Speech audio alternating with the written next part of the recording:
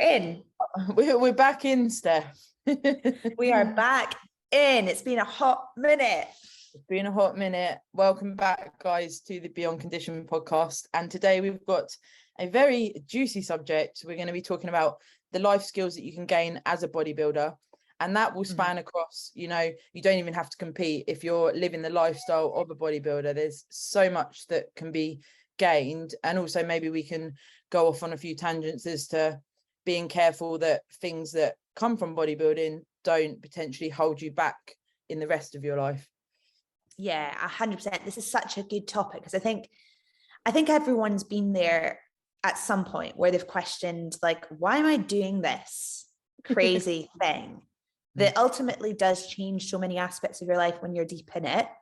Yeah. And it can be you can have kind of epiphanic moments, I think, during the prep, but post the prep, or certainly in between seasons, where you sort of go, oh, right, well, that routine there really helps me with this, or the sort of experience I've had of maybe not just opting for choice all the time and actually being mindful about having something nice when I want it rather than all the time has been really helpful in me navigating food habits. And so you can sort of start to see patterns and how things can affect you in other areas of your life, which we'll dig into today.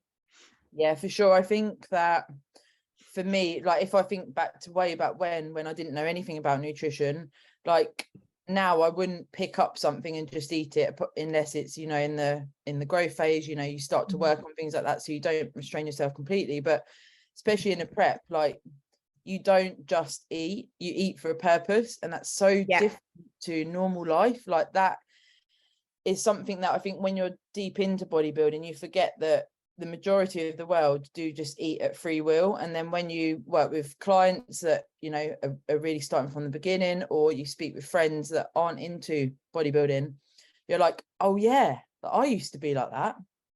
Yeah, absolutely. I mean, it does ultimately change the way you look at food altogether doing this, because you do, like, before bodybuilding, you just go about, you don't really think about what protein, carbs, fats are on your plate. You just eat. You just have what you want. And if it comes in a portion that looks like this size, a pea size, or a palm size, like, you don't question it. And then bodybuilding obviously teaches you how to visually assess what's on your plate and then make smarter choices. That inevitably is a huge life skill, learning how to actually portion control, consider what varied nutrients are on your plate, and understanding what they do, not just from a goal perspective, but for health as well, like your skin, your nails, your calcium, your bones, your teeth, all these sorts of things. So yeah, and some people love all that stuff and some people don't. But that's okay. It's just something that you are adding to your toolkit when you're choosing foods, I guess. Yeah, I think a big thing that a lot of people feel as well when you start to, like you say, look at nutrients and, getting a more complex range of foods in your diet is the feeling of feeling better with that. Absolutely. That restored health. And, I know loads of people that don't touch veggies and fruits. And if you can integrate those, the physique responds pretty quickly as well, even just from switching out certain foods to get more nutrient dense foods. You find that the physique responds really well, and you're not having to manipulate things as much as you think you would in those initial stages of changing your body composition. Yeah, absolutely. I think overall, like, it can swing both ways, can't it? Positive and negative with the food side of things. Whatever way you want to look at a life skill, it can be a positive life skill, I guess, and it can also be a negative. But yeah, in essence, I think it's teaching us how to be a much more sensible, and for some people, learning completely from scratch what nutrients actually are. Yeah, because you don't get taught any of this at school, or unless you were to go down the route of nutrition as a further education. I didn't know anything from education as a child or an early adult until I went into doing, like, my PT award, and then that was only basic. Like, it was just drink X amount of fluids, try and get your fruits and veggies. But even things like, the national guidelines are to get 5 fruit and veg a day, but actually they don't say that that's a minimum guideline, but everyone thinks, well, if I have 5 fruits and veg a day, that's plenty. But we know if you've got the macronutrients to play with, you want to get a diverse range as much as you can. Yeah, absolutely. And I mean, a lot of people, I think, stick to guidelines so rigidly that they forget, like, I think you've got to have a varied palate, because obviously, like, that's what allows us to enjoy the fruits of life, doesn't it? But then I suppose the different things that we need to put in our bodies from, again, a health perspective, but also to veer away from this kind of bro mentality that you can't eat veg when you're dieting, you can't have certain fats when you're dieting, you know, everything has to be plain and bland and really, really kind of dry and not very satisfying. We've come miles away from that, and it breaks my heart when I still see people following that kind of bland beige diet format, when you can do it in such a more varied, nutrient dense way. And exactly as you've just said there, I've got clients right now who have been prepping all the way through their diets, keeping vegetables at a very high quantity all the way through with every single meal, to make sure that we're getting enough fiber in there for good digestive and bowel movements, for, you know, general enjoyment of the food, and also for satiation, because you may have to take your carbohydrates and fats significantly lower throughout the phase of the dieting. So what else can you have on your plate to actually make sure that you feel like you're eating something and that are low calorie? And that kind of comes in the whole fibrous vegetables, particularly from greens, etc., where you can stack your plate up. And I know some coaches count that. I don't personally. I get all my clients, I have a sort of a remit to allow for vegetables in there, to allow them to pack their plate full of good nutritious, nutrient dense foods, so that we actually can make sure they're enjoying it as well. Yeah, and also, you know, a prep, especially the depths of a prep, like we mentioned before, it's not the healthiest on the body. So if you can keep the nutrient dense food there, and there's no reason why not, until, you know, when you go into a peak, things need to be manipulated with fiber, etc.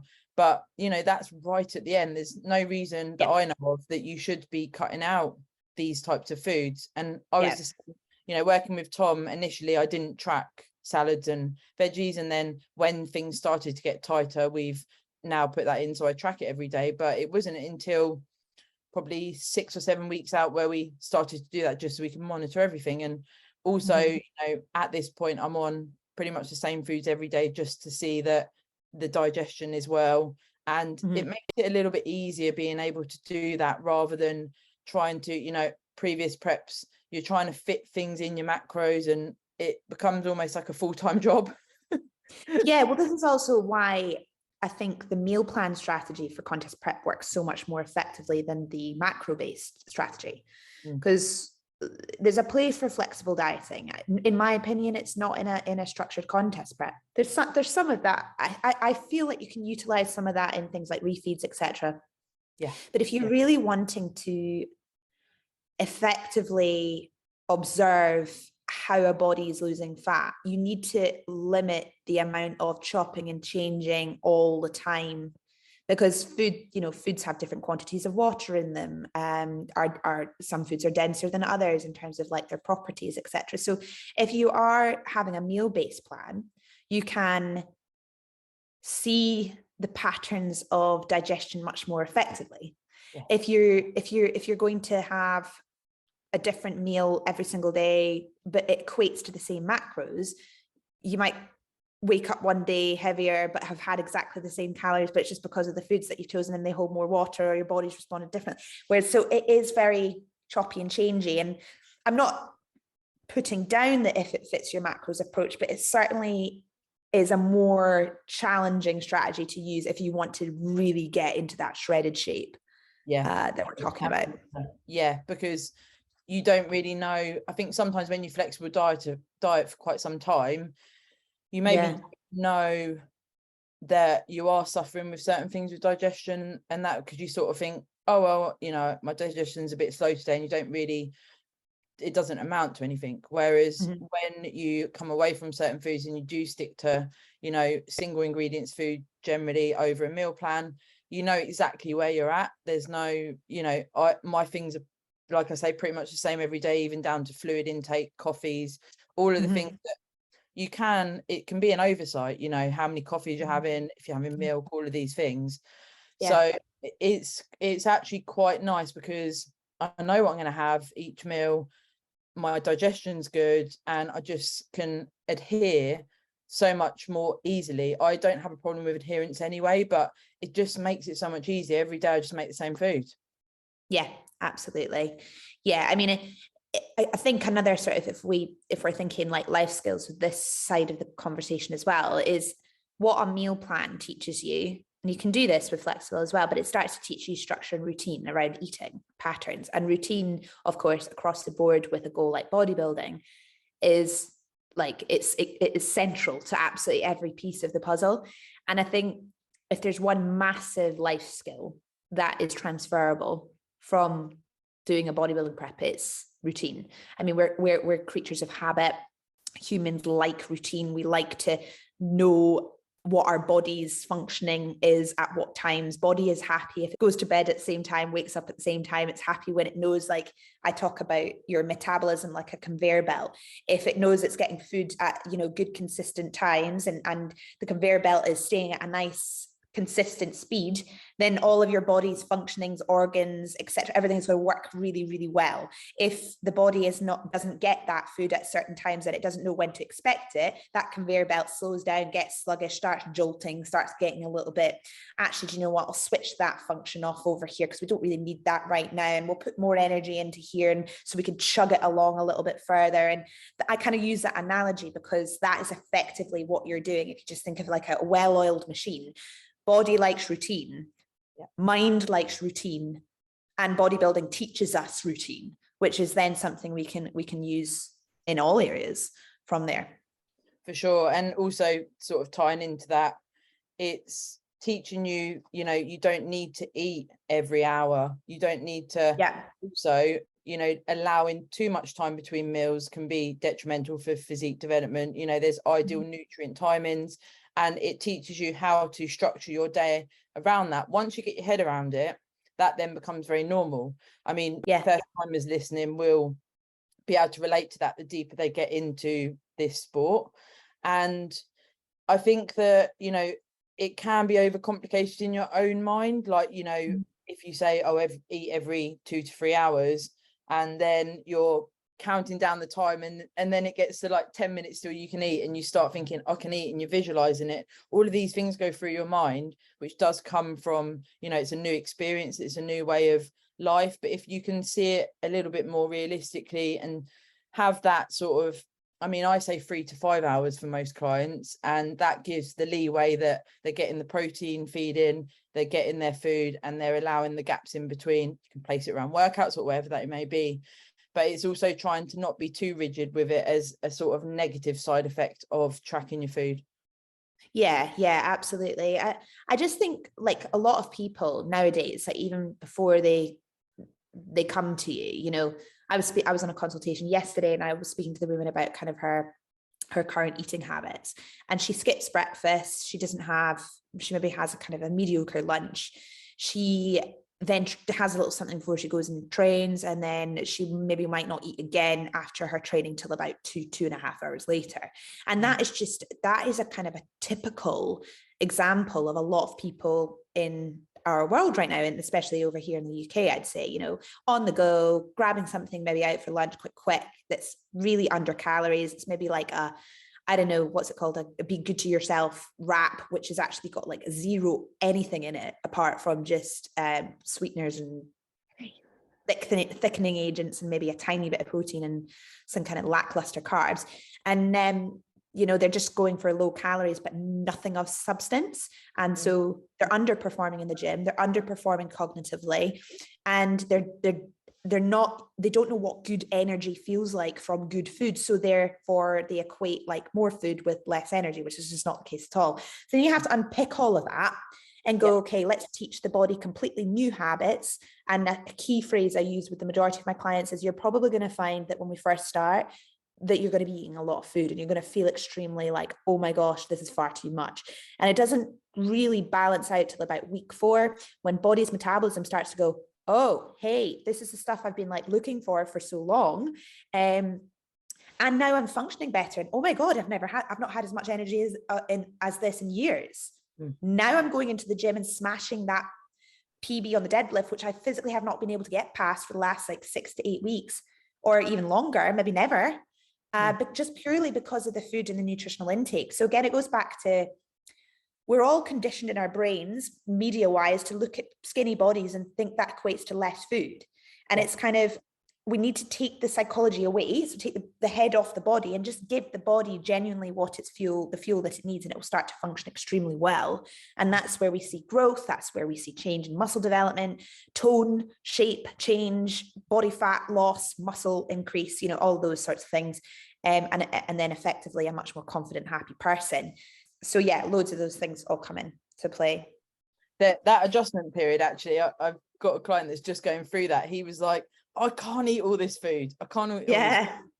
And I was like, just, you know, get into stick with it. Yeah, just keep trying and trying to get as close to the macros as you can. And then now he's like, overnight, come on the flip side, and he's like, I'm full of energy. What's wrong with me? And then what's actually come off the back of that, which is something that comes from, you know, bodybuilding and changing your body composition, he's then had people around him say, are you eating again? And I'm like, oh no, you know, that external pressure kicks in. And you know, thankfully we're there to talk to our clients about this, but it just reminds me of all of those horror stories of how you get that external pressure about what you're eating, when you're eating, and how so isolating at times.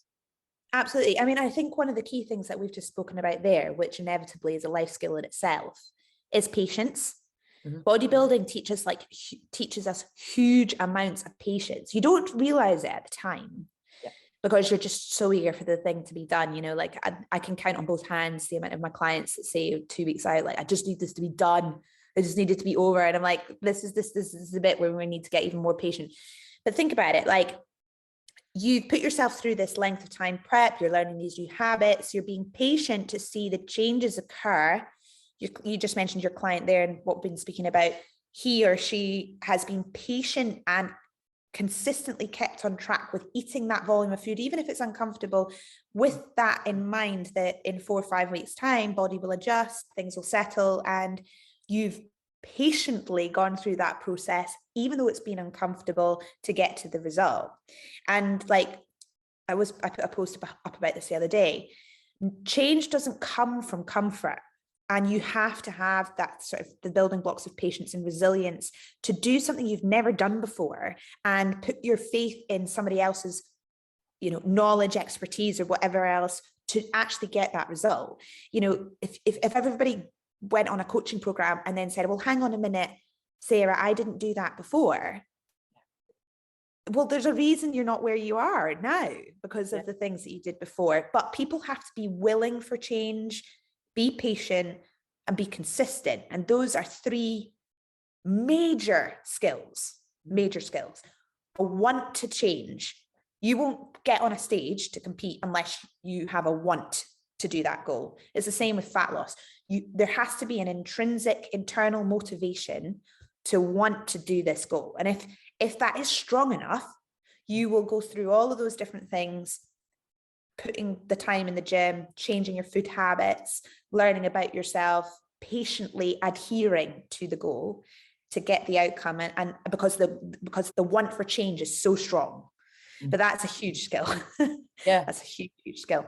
100%. And all of those lead into the resilience, which is, I think, probably one of the biggest things that a lot of bodybuilders will, you know, merit themselves on, that we've got resilience. Because in essence we have, you know, especially when you're going through a prep, you're fighting fatigue, hunger, your body's almost wanting to, like you mentioned earlier, shut down certain functions. And to be able to continue through that is your mindset. You know, that is a skill that you're building and you've learned through going into the prep and being a bodybuilder. And it's massive. You know, resilience comes across your whole life. You know, when you then have emotional trauma or things happen, I definitely feel like since being a bodybuilder, I'm much more matter of fact about things. I probably say is the best way to look at it. You know, if something happens, then it's okay, so this has happened, what do we then do about it, which is very similar to things that you face in a prep. Yeah, I absolutely agree. I think, for everyone listening, and I don't mean this in a negative way, but like, life's hard, right? It's not easy. Like, it's really not easy. We're all in this big game, and it's kind of, I think we all go through our sort of early 20s, or certainly our late teens, early 20s, maybe even later, thinking like, oh, one of these days it's going to be, everything's going to be perfect. It's all going to slot into place. And, like, the job's going to be there, the relationship's going to be there, and I'll be smashing my life and everything else. It doesn't quite go like that. Like, it's really you're facing different challenges all the time, and they're on micro and macro levels, depending on, obviously, your environment, your upbringing, where you're from, all these sorts of things. But I think when you're in a prep, you are taking away the choices, things that make our lives feel that little bit less stressful, a little bit hard. Like, when life is hard, we tend to celebrate a lot, especially in our culture, around food. We tend to celebrate around going out and having a drink on a Friday night, or going out and smashing, like, I don't know, going to a festival and getting off your face. I don't know. I'm just pulling things out of thin air. But in a prep, we don't have that option. So the resilience does, like, exactly as you've said, kick in, but it challenges us to face our deepest, hardest shit. Like, it does make you stop in the day, and you're in the middle of this goal, and maybe something else in your life isn't going all that well, and you are like, oh, I can't just, and I was spoken about this on previous podcasts, I can't just mask over this and go and do something that will give me a serotonin boost to help me forget about this issue. I have to face it. Yeah. Like, what is that, and what's going on there? And this is why we see so many relationships, when people start bodybuilding, a lot of people split. A lot of people do. People to have complete career changes, job changes. I've actually got a couple in my team who've gone through completely different job changes in this last prep. Some people, struggle with low mood, self-esteem, if you've ever struggled with depression or anxieties, they can be amplified in a prep, and you have to kind of consider, right, what do I want to do here with these things? Do I want to kind of figure out a way of navigating some of this stuff? Or it can also mask it. Contest prep could also mask it. It can also be a complete plaster on the wound, and then you have to face all of that after. So resilience is giant, and it's like, I think the prep, you can find out a hell of a lot about yourself, both like your best parts and your weakest parts, I think. Yeah, definitely. I can relate to everything you're saying, of course, from the life changes that have happened recently. And yeah, I think, first of all, bodybuilding masking problems for myself. Yeah, I've been there too. Yeah, it's like, I think back, and I think probably the last 3 or 4 preps, because they would come round, annually, it would be another thing to just put my tunnel vision on. And, things at home weren't horrendous, but they weren't right. So it was like, okay, well, I can live with this, and I can focus on the prep. Then I do it again, and then I do it again. And then last year, it was like, it just took me down to that point where I was like, do you know what? All of this stuff that I'm trying to work on myself, all this resilience I'm building, but I'm not happy at home. What am I doing? Yeah. And it gave me the strength to be able to just go, do you know what? This isn't right. I'm not happy. And whatever comes off the back of this, as you know, getting divorced and going through that period, it is very gnarly at times, It is. Yeah. It is. And it's you get to, almost rock bottom, and then you've got to build yourself back up, understand, what makes you happy, what actually makes you happy, not just, the superficial happy. And it's so worth it. But it's not as, I guess, it's not as obvious when you're in your off-season phases and your phases where you're out of prep, because you can go for meals, you can put on a superficial front, whereas when you're in a prep, everything's streamlined, and unless you've got some sort of commonality or communication, the problems will be exposed. Yeah, you're right. And like, I think, I'm sure a lot of listeners will relate, we often stay in difficult relationships or difficult sort of like, or just general difficult situations for fear of like what it will say about us or to the other person. And we take on so much. I think we all go through life taking on so much responsibility for other people that you sacrifice some of your own happiness and wants and needs and desires for fear of the other person being let down or for fear of upsetting someone. And like, I've been doing quite a lot of thinking about this myself lately as well. You know, like, again, going back to that whole change is uncomfortable. That is making decisions for yourself. That does not include anybody else for for your happiness, for your health, for whatever that world that you're looking at looks like right now. It's icky and it hurts and it's painful, and you have to like peel the plaster off or do the breakup, or, you know, have that awkward conversation, or remove yourself from an environment that's extremely toxic, which may mean a group of people as well. And it's a very brave and hard thing to do, because you're effectively having to make a decision for yourself, by yourself, with nobody else's advice, and you're taking full responsibility and ownership for that. And that is hard and it's uncomfortable, but 9 times out of 10 it's the best and most worth it thing you could ever do.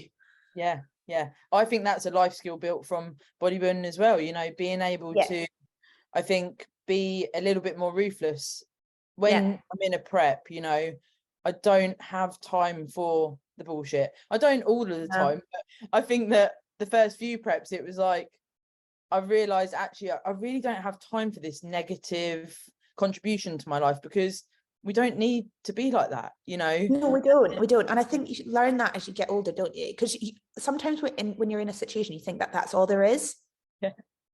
You're like, oh, there's never going to be another guy for me, or there's nobody going to understand me like that, or, you know, like, just any sort of thing like that. I think it's backing yourself. It's like backing yourself and what you're about and the values you have, and going, do you know what, it's going to be tough for a bit, but I'd rather it be tough for a bit than waste another year, 2 years, 3 years, 6 months, whatever it is, in the situation I'm in now, really knowing deep down that I'm not happy in the slightest. So I mean, I think we've all been there. We've probably spent too much time on something and then gone, in hindsight, oh God, I should have left that like should have left that like 10 years ago.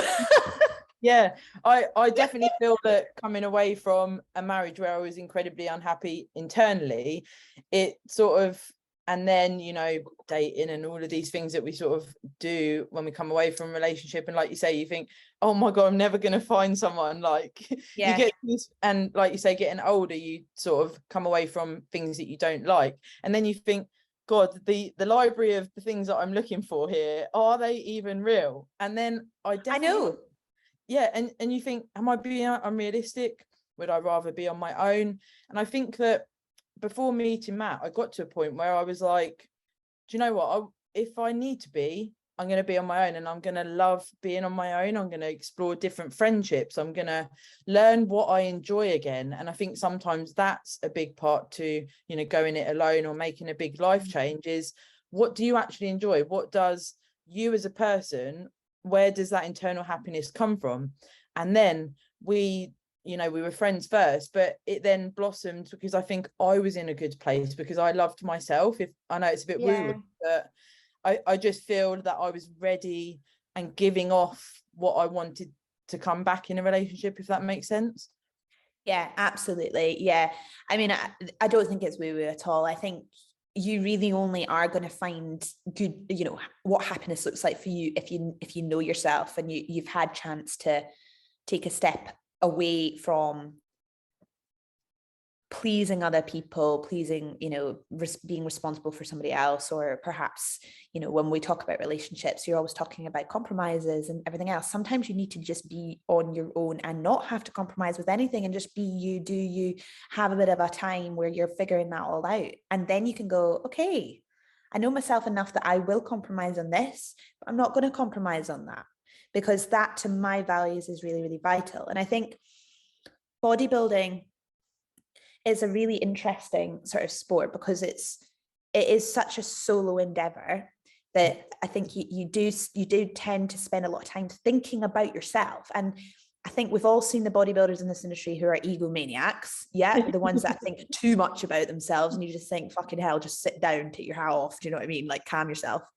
Like, take your flex elsewhere, please, right now, because it's doing nothing for me. But then you've got the opposite, where you've got extremely insecure people doing this sport. And it breaks my heart as well seeing people use bodybuilding almost like to give themselves purpose when they're a perfectly fantastic person in their own right. And they just don't, I don't know, like, we all have insecurities, all of us, but it's not a reason. You need to figure out like what makes you kind of tick, and not mask. And bodybuilding, I think, can do that. I think a lot of people can think, okay, if I go and get big in a gym, or if I get ripped and I get abs and I get this, it will make me feel great about myself. When in actual fact, they'll get to that end goal and suddenly the opposite is true. They feel quite empty and lost. And that's a really horrible place to be. And you never want to see anyone like that, because we all have value in our own ways. Yeah, and that feeds into sort of the post-show feelings, doesn't it? You know, if you're doing, you know, you're going to compete and you're doing a show for potentially the wrong reasons, and then you don't get the result that you maybe thought you were going to, then off the back of a show, that can then visit those dark places that you're talking about there, you know, feeling very insecure, feeling that you haven't done well enough. And, you know, especially first timers, like we say, there's no actual pressure because you've never done it before. Yeah, exactly. And this is why I think, like, if you're in coaching as well, like, you know, I've got like a really good community in my group of people that I coach. And actually I had a conversation with one of my girls this morning, and she's moving on to do some new stuff now. And we had an exit call, and she said one of the things that was really helpful for her was having that, and having such a strong network of people within the team to really bounce ideas off. And I think, you know, from that's something really important, is the bodybuilding can teach you to have quite value-driven relationships as well. Because when you meet somebody who's completely on the same level as you, doing the same thing as you, enjoying the same, you know, pursuits, it allows you to be a lot more communicative, and so you're building on your communication skills. You're learning how to kind of navigate relationships in a more positive light, whereas you may have other relationships in your life where you're constantly having to explain yourself and your decisions and your reasons for doing this. Yeah. So I think another positive role, another sort of positive life skill out of this is to consider what you want from relationships and what they look like. Because as we've said many times on this pod, you really find out who your friends are when you do a goal like this. And suddenly it can shine a light on other people, and you kind of go, I thought I've not seen this side to you. And actually, now that I see that, you've actually been like that all the time. Yeah. And you go, oh, right, hang on. This person might not have really ever supported me at all. In actual fact, I've been maybe pandering to the needs and the explanations and the kind of profuse kind of, you know, talking about this to you to appease you, when actually you've not been supporting at all. It's crazy. It's quite a hard lesson, isn't it, when this first starts to happen? And like I say, you know, I didn't really have these shifts until I started bodybuilding. And, you know, a bit like when I met Kendall for the first time, it was instant, like, you are my person. And you know, she's such a cutie. Yeah, she's just, you know, such a cool person. And I know she's had things where she works and various other things like we have, you know, a lot of people having bodybuilding, people questioning what you're doing and this sort of thing. And consequently, we've only met once, but I feel like she's more of a best friend than some of my so-called friends, you know, because you can just speak honestly. You can, you know, like you say, when you find like-minded people, if prep's hard, you could actually have a genuine conversation about it. If prep's hard and you're maybe talking to someone that is, you know, not into bodybuilding, it's a lot harder. And then I find that, I don't know about you, with sort of, like we say, normie friends in inverted commas, when you explain how hard it is in regards to, okay, so I feel quite fatigued at the moment, I am hungry, but I'm enjoying it, all they ever say when they see you is, oh, you must be really hungry, like how hard is it?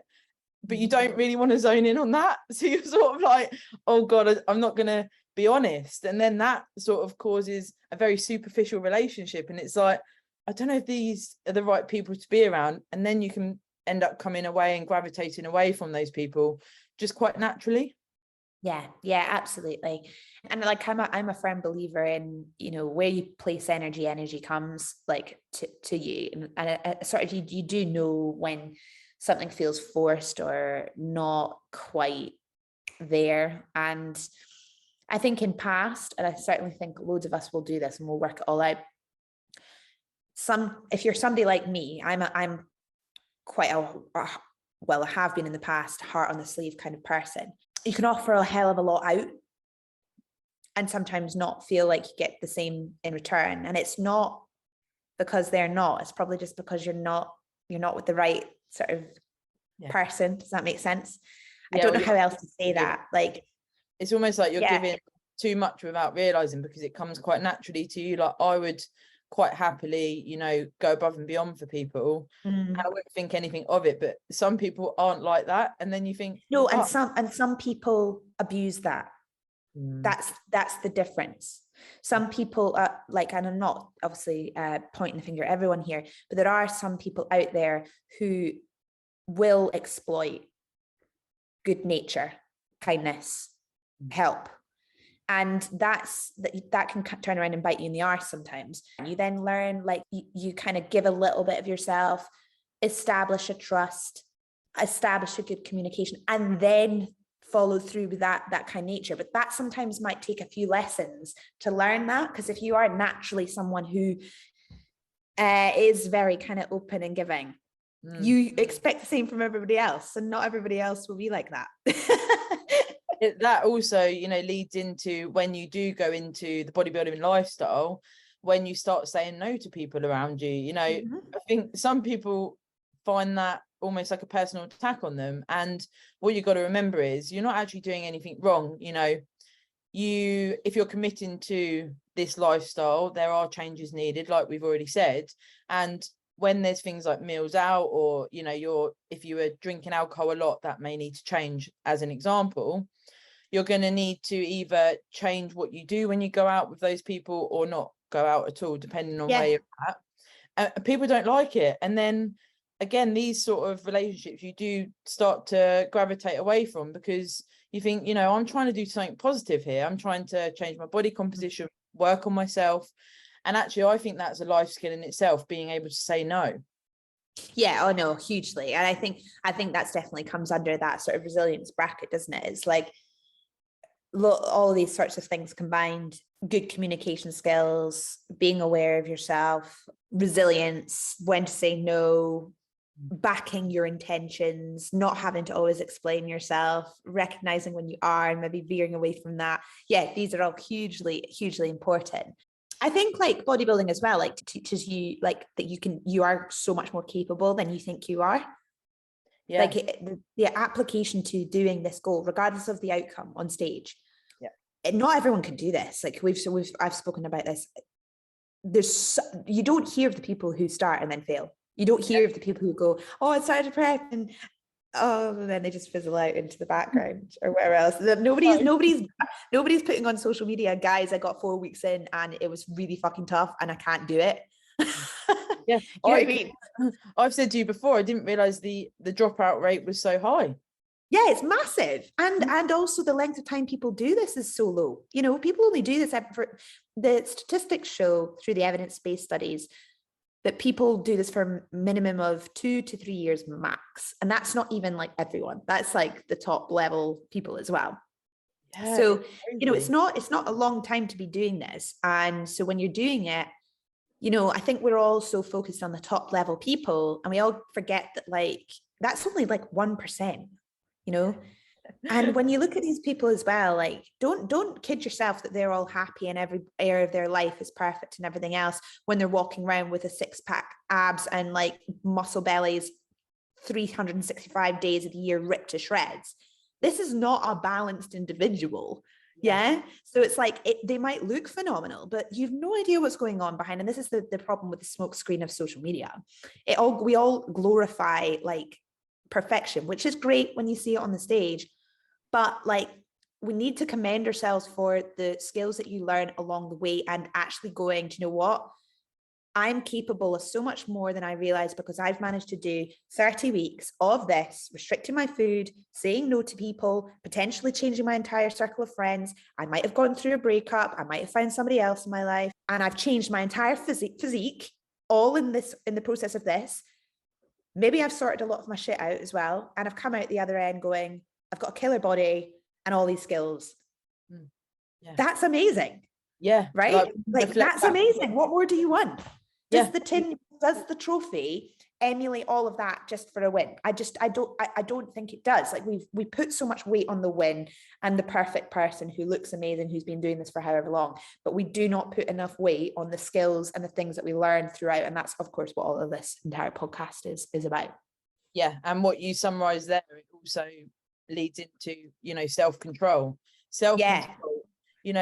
around foods. The amount of people I speak to, and it's very common for people to go, oh, I didn't do too good yesterday, I ate a pack of biscuits, or oh, I slipped up and rather than 1 glass of wine, I had 5 glasses of wine. This is very, very common. Like we're talking very common. A huge amount of people, even being able to not, like I mentioned earlier, pick up a piece of food and eat it when you want to because your desire is there. That's a big shift in your mentality. Yeah. Never done it before, and especially like you say, if you do a whole contest prep and you don't do that, it's like, fucking hell, I've done quite a lot here. But like you say, you can place a lot of weight on where your placing is at the show, and that can, I guess, screen what you've actually achieved.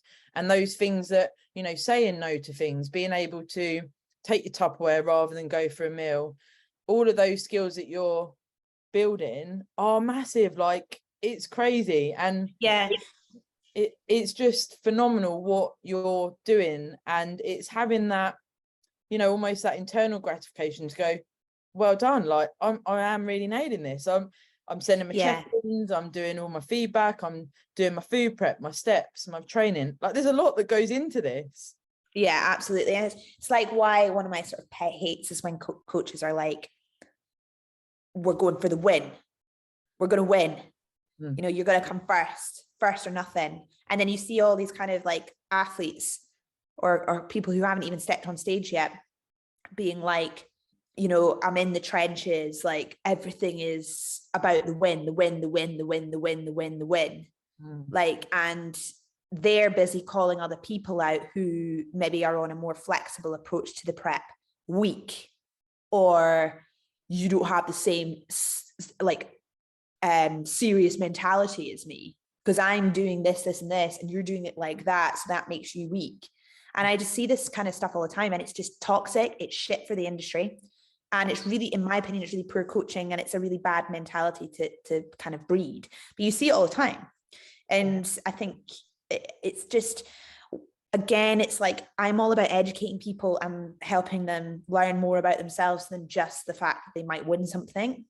It's like, what else can you achieve as a human being? What's your human potential? What are your capabilities? How can we totally and utterly level up your physique as well as level up your mindset, be part of a really cool collective of people, then do a goal like getting on stage, come away from the stage and go, look at what I've achieved, whether that's first, second, third, fourth, fifth, sixth, whatever that is. And then go away from that and go, did I enjoy it? What did I gain from it? What skills have I learned? What are the reflection processes? What else can I take into my life? Do I want to do it again? And if I do, then what does that bit mean as well? It's like, it's like an all-encompassing massive thing. You're not just going into bodybuilding.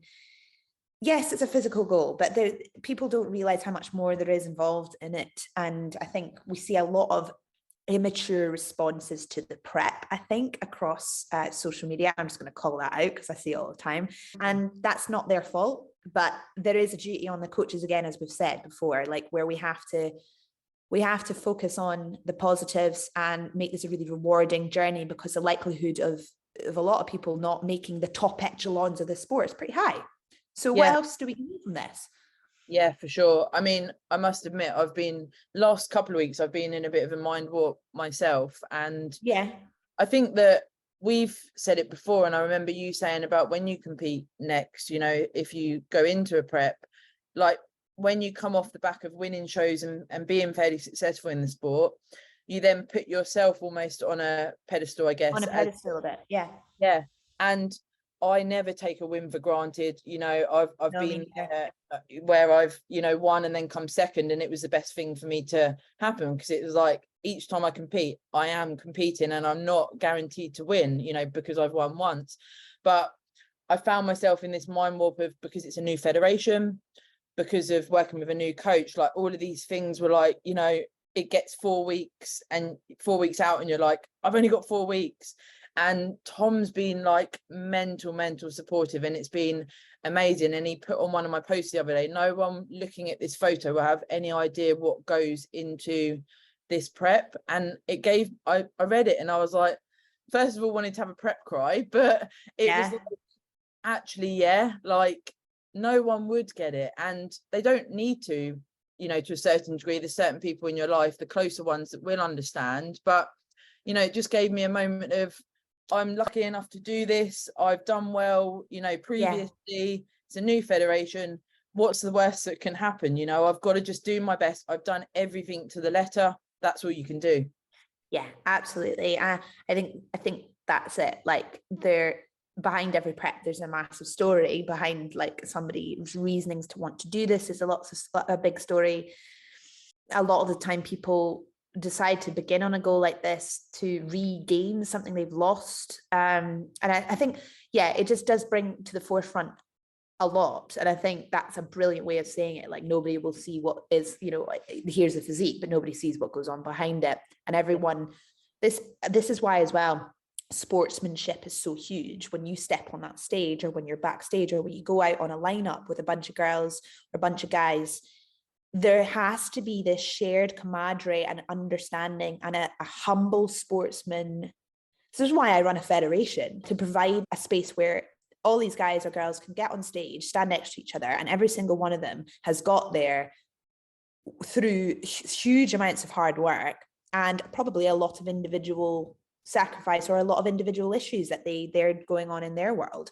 And no prep is easy, and there should be a common understanding of that between athletes. When your placing is kind of, yes, it's part of it, but it's why, again, when people take a second or a third or a fourth and they come away and they're huffing and puffing and stamping their feet and causing a fuss about it, it's like, check in with yourself. Like, get a grip. Like, we're all up here doing the same thing, having gone through the same lot of circumstances, and it's competition. The best man wins on the day. That's the way it happens. And there's got to be a shared understanding of, like, look at your peers next to you and go, do you know what? Fair enough. Well done. Everyone's been here and gone through the same things, potentially worse. And I love what you just said there as well, which is, you're grateful to be there. Like, you've got a functioning body, you've got money in the bank, ability to do something like this. Yeah. So lap it all up and celebrate the stuff that makes you absolutely bloody amazing to get there in that shape and stand up there with everyone else. Just have your people there. I went to a show yesterday, Two Bros One, to sort of see what the bikini athletes were doing, just get an understanding, even just walking on the stage, what side and things like this. And a couple of the winners, because they do like a little sort of speech, and a couple of them said, everyone on this stage has done what I've done. I was the winner today. It's been really nice to share this experience with the other girls. And it was like, that's just so nice. And that's a humble person. That's refreshing. It's someone doing it for the right reasons. We've both had experiences where there's almost people pushing you on stage and things. And just really just ugly human behavior. Sometimes you see like girls storming off, running down to judges' tables, being like, what happened? Like, why haven't I been placed higher? I mean, come on. I just can't deal with that stuff. I'm like, that's just somebody in it for, like, just so unaware of what the sport of competition is, that they think that they're so self-righteous that they deserve some kind of special treatment or reason why they've placed a certain way that they've placed. Like, Are you a judge? No. Is your friend a judge? No. Is your nanny in the back row a judge? No. Do they all want you to win? Of course they do.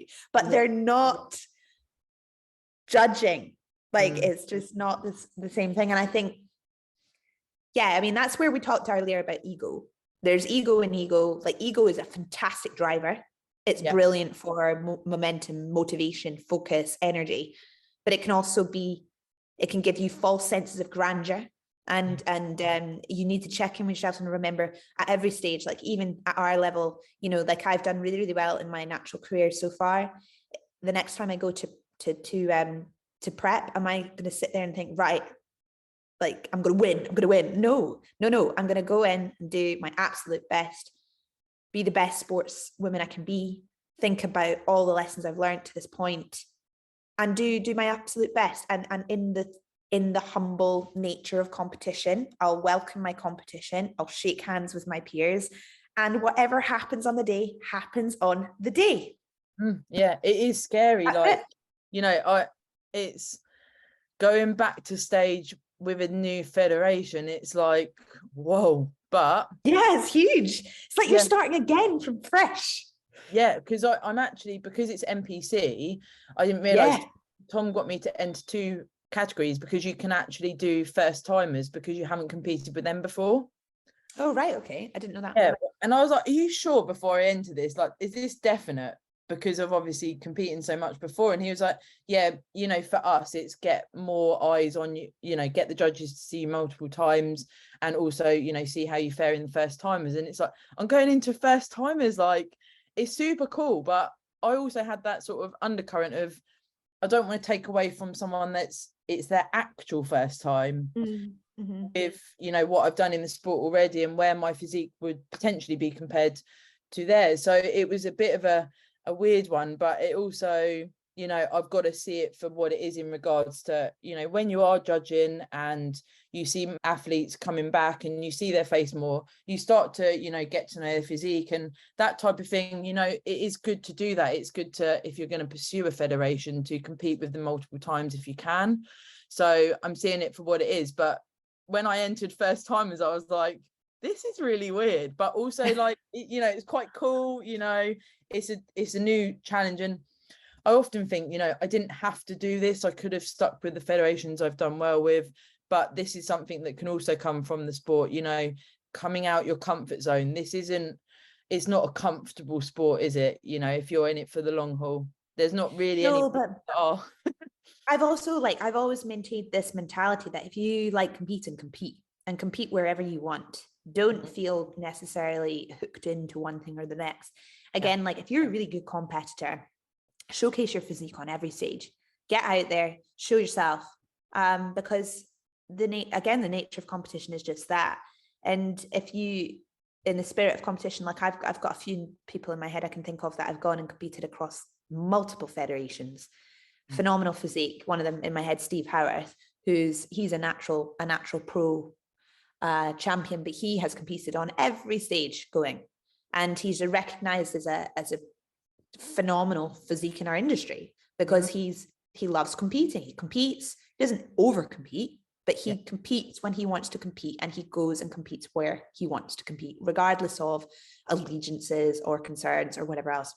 And obviously there is different types of people. I'm not saying I don't think it's a bad thing if you want to just beeline for one. I think that there's positives in that as well, because what's the saying, like quality over quantity kind of thing. Be really focused on like something and do it really, really well. Like I did that with the natural organizations. I've stuck with those. I've gone to the top of all of those. I'm a DFAC pro. I'm a WMBF pro. I've worked my way through 4 natural federations, and I'm at the top of where I need to be. That was my goal. That was my path. That's what I've always done. 2019 was the first time I'd ever got out of my comfort zone and stepped on an open stage just to see what would happen. And I was shitting myself, but it was great fun. You know, I went and jumped in the NABA universe just for giggles. I think as well, there is merit in, you know, what I found was previously, so 2019, when I competed with 3 different federations, they were all the same posing. So that was super cool. with the two bros, as you know, it's like So different. It's completely different performance. It's And so low. Everything's right down low, very like soft, natural. yeah, No, everything is like streamlined. Yeah. yeah, and it's, you know, it's more about almost like your routine and your stage presence rather than mandatories. So Yeah. I've had to sort of get my head around that, and I feel like I'm in a good spot with that. So for me, having tunnel vision on that federation at the moment is super cool, because Helpful. you get those poses as muscle memory, and you can work on that, and then you can make it your own more. But there's definitely merit in, you know, it was super cool in 2019 when I did the 3 different feds, because I was like, oh, this is really cool, you know, different set of judges, slightly different criteria, same poses, and more stage time. This is the main thing. Get the stage time. Exactly. Get the stage time, do it. And while you're lean, do it. Exactly. I mean, yeah, you've hit the nail on the head. But yeah, I think there's so much here. I mean, we've spoken in loads of different directions, but essentially, you know, you've got it kind of comes back to, I think, remembering that there's a lot more than just the stage, the standing on the stage, and all of these skills that you're building and harnessing, and realizing what, you know, you've actually achieved throughout this journey are all transferable skills to other areas of your life. Better communication, patience, understanding that your food choices much more effectively, routine, learning how to really kind of function properly, metabolism wise, and just generally cognitively wise. I think all of these things are just hugely, hugely important. And then, of course, resilience, becoming a badass, as I'll call it, becoming a 100% badass in all areas. Yeah, because people, like, you know, when I meet people that I used to go out drinking with, say when I was like 18, and I see them now, they're like, who the fuck are you? I'm like, who are you? Well, yeah. And then I'm like, you're strong. You're like in control of your life. And it's so weird, because you're like, oh my God, I like used to go out drinking and stuff. Like, who am I? But, you know, obviously I prefer this version, but you know, it gives you that sort of reality check as to actually how far you've come and what you have achieved. And it's a very nice internal thing. And I always like to, you know, try and come across humble with it, because like I mentioned earlier that you picked up on, you know, I'm grateful to be there. I'm grateful that I have this as an option to choose as my sport and as my passion. And that's so important, you know, when you're doing something so meticulously every day. You know, let's face it, even in off season, when you go for an off plan meal, you're always thinking roughly how much protein, fat and carbs are there. How should I negate my day to, you know, do I need to offset a bit tomorrow? How much have I had here? You don't just sit down and eat a meal. Well, I don't. You know, it's very hard to completely step off. Yeah, and it is, you know, I'd say like I've really worked hard on getting to that place of balance, and now I really enjoy, like, I can be so flexy now. I never used to be able to do that, but I've worked hard on that to get to that place of relaxing. But it's nice to know, I think just so much of this as well, it's just like you're growing up through these processes. You know, you choose things in your life to do as goals, whatever they may be. Maybe they're work oriented, maybe it's buying the house, maybe, you know, and saving money. You know, that process of saving and saving and saving, it takes time, it takes consistency. You can't spend a lot of it, you know, like these are things we choose things in our life to put a lot of intention and focus into, because they mean something to us and we want them bad enough. And I think bodybuilding is just that.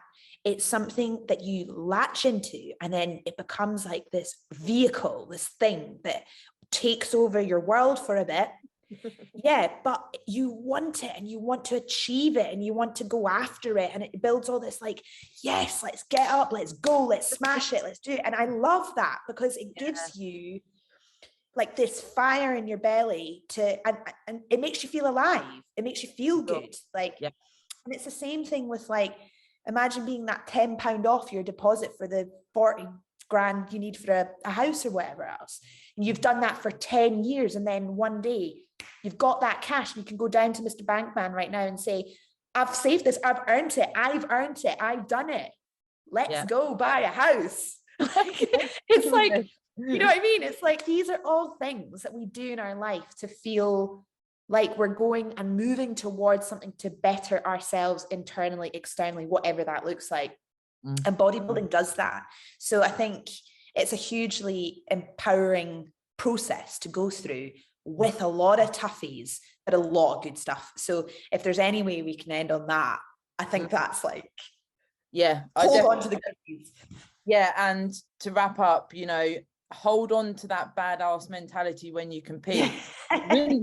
Rinse the stage. You know, when I've been in this mind warp the last few weeks, when I went to the show yesterday, I was sitting there smiling, watching people compete, and then I was like, I'm just sitting here smiling, like, and it was. I know, I do that as well. I love it. Yeah, and I was like, do you know what? I'm doing all of this. Why am I putting myself into this mind warp from, you know, what I'm putting on myself to, you know, do well and whatever else, when I'm doing this to enjoy it? And Tom's being really good there, but, you know, it has to come from an internal. So be a badass on that stage and rinse every moment, because you get like 15 minutes for, you know, 6-8 months. So yeah, what a way to end it. Enjoy it. What a way to end it. My God. Fire. So to all of you guys not competing this year, but competing next year, think about this. For all of you who have competed this year and are going on to your next, get that grit. For all of you still to compete this year, you're nearly there. Dig in. And that's you, Sarah. You're nearly there. Dig in. And for all of you who are maybe sitting there thinking about all this and thinking, oh my God, what the hell, should I really do something like this? It's 1,000,000% worth it. Don't let the real sort of rational bits and pieces that we talk about here, which are not negative, they're sensible, they're smart. You need to be if you want to do this, you need to be a smart athlete. You need to surround yourself with good people that can not just sugarcoat certain things at certain points. You know, you need to just have good people around you to lift you up and help you complete what is essentially an extremely massively life rewarding goal.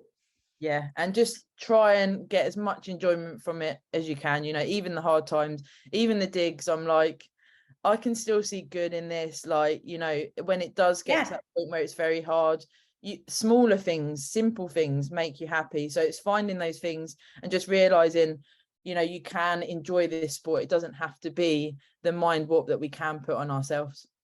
No, I know, exactly. And actually talking about like that sort of smiling factor. So as you know, we've just completed the WNBF first timers novice event